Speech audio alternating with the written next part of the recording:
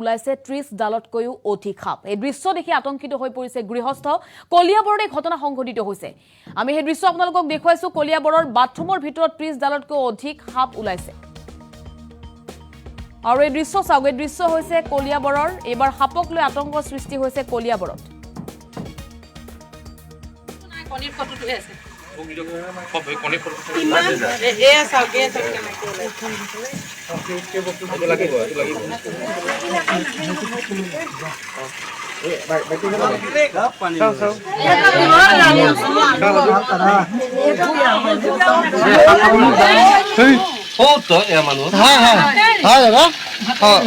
হাতেৰে উঠাইছে তেখেতে।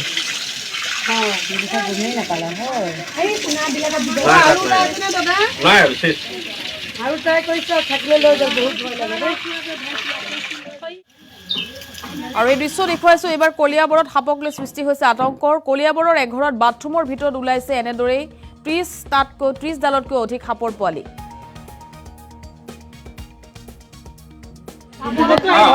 আৰু সাপবোৰক কেন্দ্ৰ কৰি সৃষ্টি হৈছে একেলগে এটা বাল্টিত উদ্ধাৰ কৰিছে সাপৰ পোৱালি। আৰু আমি আপোনালোকক সেই দৃশ্য দেখুৱাইছো। বাথৰুমত কণী পাৰিছিল সাপে আৰু কণী ফুটি ওলাইছে কেইবাডালো ধোৰা সাপ।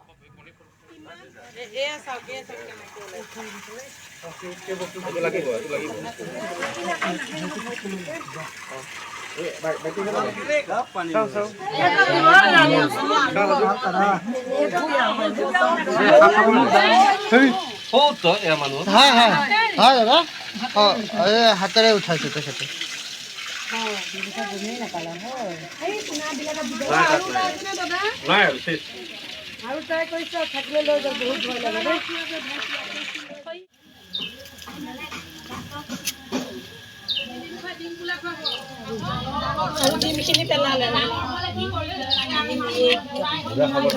আৰু এই দৃশ্য দেখি আতংকিত হৈ পৰিছে গাঁওবাসী আৰু সাপ চাবলৈ এনেদৰে ভিৰ কৰিছে অঞ্চলবাসীয়ে। কলিয়াবৰ আমি দৃশ্য দেখুৱাইছো।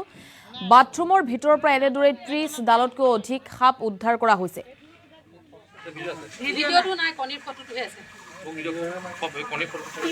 এটা বাল্টিৰ ভিতৰত এনেদৰে সাপ উদ্ধাৰ কৰিছে। সাপ চাবলৈ এতিয়া গাঁওবাসীয়ে ভিৰ কৰিছে। এক ভয়ংকৰ দৃশ্য। এবাৰ কলিয়াবৰৰ এই বাথৰুমটোৰ ভিতৰতে 30 ডালতকৈ অধিক সাপ উদ্ধাৰ কৰা হৈছে।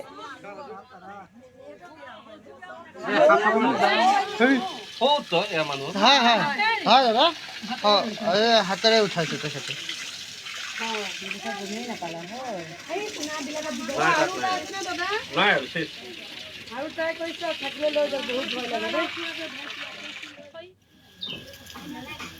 আৰু এজন ব্যক্তিয়ে এডালকৈ 30 ডালতকৈ অধিক সাপৰ পোৱালি উদ্ধাৰ কৰিছে বাথৰুমৰ ভিতৰৰ পৰা।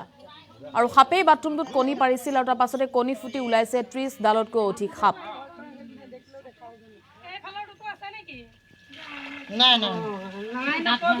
পানী যোৱা নাই নহয়।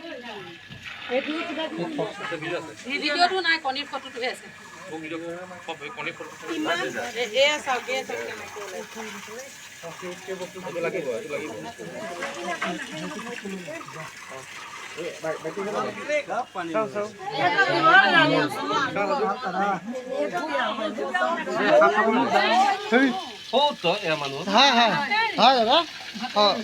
হাতেৰে উঠাইছে তেখেতে।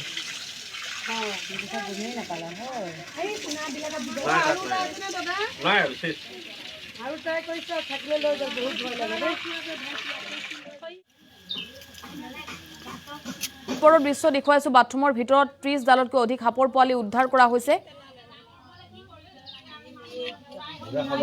আৰু এই সাপ চাবলৈ কলিয়াবৰৰ এই বিশেষ ব্যক্তি ঘৰত ভিৰ কৰিছে বহু লোকে। অঞ্চলবাসীয়ে ভিৰ কৰিছে আৰু এটা বাল্টিৰ ভিতৰত এনেদৰে থোৱা হৈছে 30 ডালতকৈ অধিক সাপৰ পোৱালি।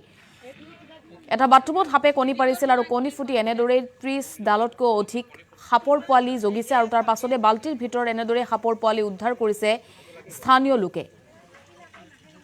এই মুহূৰ্তত আমাৰ হাতত মন্তব্য আছে, মন্তব্য শুনক। এইটো আমাৰ জয়ন্তীপুৰ চাৰিআলি বুলি কয়, মছজিদৰ কিনাৰ ঘৰটোত। তাত আমাৰ যিটো নতুন বাথৰুম এটা ব্যৱস্থা কৰিছিলে, বাথৰুমৰ ভিতৰত আমাৰ যিটো চিক্ৰেট কিলবেগ নন ভেনামাছ স্নেক হয়, যিটো আমাৰ ধোৰা ধোৰা সাপৰ পোৱালি অগণন পোৱালি ওলাইছে। মই এতিয়া প্ৰায় 30টাৰ পৰা 35টাৰ ভিতৰত পোৱালি ধৰিছোঁ আৰু সম্ভাৱনা আৰু হয়তো খান্দিলে ওলাব। আৰু যিহেতু এইটো গৃহস্থৰ বাউণ্ডেৰীৰ ভিতৰত কণী পাৰিছিলে, সেইকাৰণে মই পোৱালিকেইটা ৰেস্কিউ কৰিছোঁ। ৰেস্কিউ কৰি পেলাই সিহঁত য'ত নিজৰ জীৱন যাপন সুকলমে চলাই নিব পাৰে, নিজৰ পৰিয়াল বঢ়াব পাৰে, তেনেকুৱা আমাৰ দলনি আছে। দলনিত নি পুনৰ সংস্থাপনৰ কাৰণে তাক এৰি দিয়া হ'ব, যিহেতু পানীৰ সাপ আৰু এইটো পানীতে এৰিব লাগিব। এইটো আমাৰ জয়ন্তীপুৰ চাৰিআলি বুলি কয়, মছজিদৰ কিনাৰ ঘৰটোত। তাত আমাৰ যিটো নতুন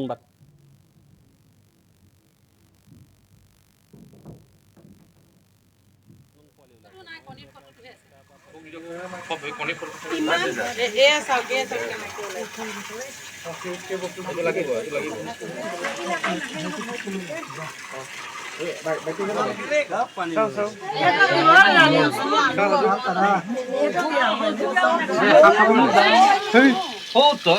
হয় হয় হয় দাদা, হাতেৰে উঠাইছোঁ তেখেতে।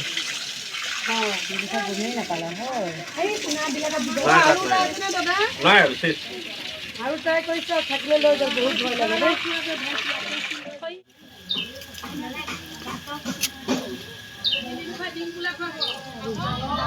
ডিমখিনি পেলালে তাৰমানে যে বস্তু থয় এইফালৰটোতো আছে নেকি? নাই নাই, সেইটোলৈ পানী যোৱা নাই নহয়। ভিডিঅ'টো নাই, কণীৰ ফটোটোহে আছে।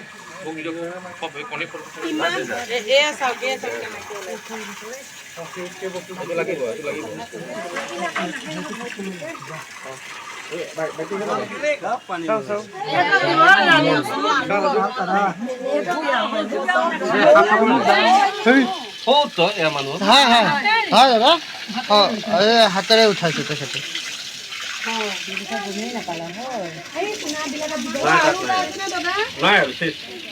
আৰু ট্ৰাই কৰিছে থাকিলে লৈ যাব, বহুত ভয় লাগে দেই।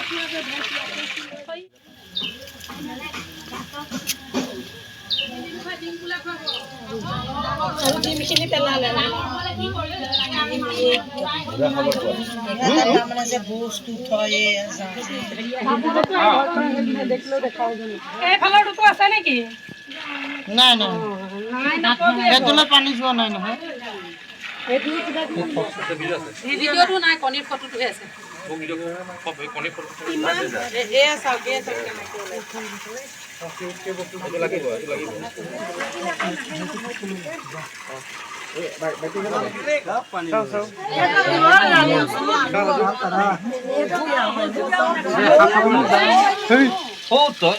হয় হয় হয় দাদা, হাতেৰে উঠাইছোঁ তেখেতে।